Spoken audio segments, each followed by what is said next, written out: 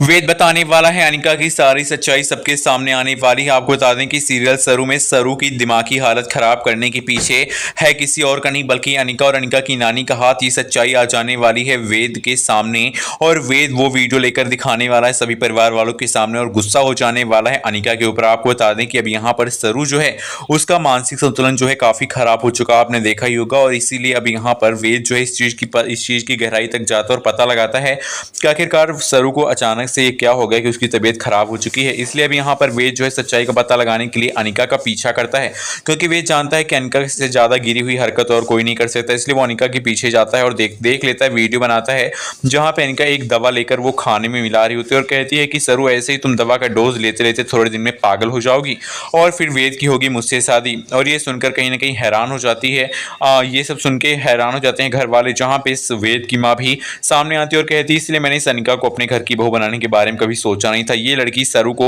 सबकी नजरों में गिराने के लिए, पागल साबित करने के लिए इसको दवा दे रही है और क्या पता इस दवा के साइड इफेक्ट से सरू की मौत ही हो जाए।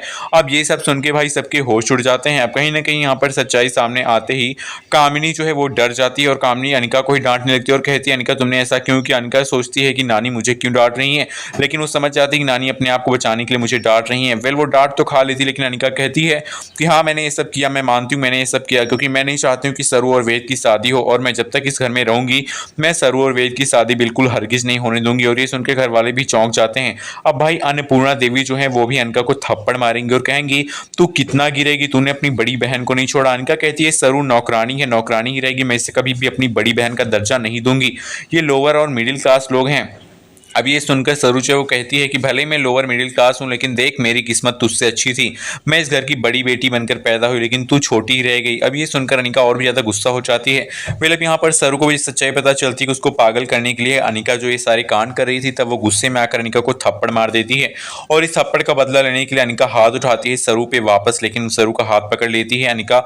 और यहाँ पर सरू हाथ पकड़कर अनिका से कहती है आइंदा ऐसी गलती मत करना, मैं तेरी बड़ी बहन हूँ और उसके अलावा तूने गलती की है, मैंने तुझे बिना मतलब थप्पड़ नहीं मारा है, बता मैं पागल हो जाऊंगी तो मेरा जिम्मेदारी कौन लेगा।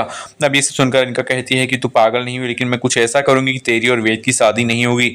अब भाई यहाँ पर अनिका की नानी जो है कामनी वो कहती है कि इन दोनों की शादी को तोड़ने के लिए मेरे पास मास्टर प्लान है। अनिका कहती है कि अब आप कुछ नहीं करेंगी, जो करूंगी मैं करूंगी और आप दोनों बस मेरी मदद करेंगी। अब भाई यहाँ पर अनिका और अनिका की नानी और उसकी माँ जो है उसकी मदद करेंगी और अनिका जो है सरू को शादी के मंडप में बेहोश करने वाली है।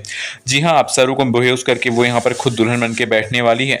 अब कहानी के आने वाले एपिसोड बताएगा कि आखिरकार किस तरह से अनिका जो है वो यहाँ पर सरू को बेहोश करके खुद दुल्हन बन के सरू के पति के साथ शादी करनी।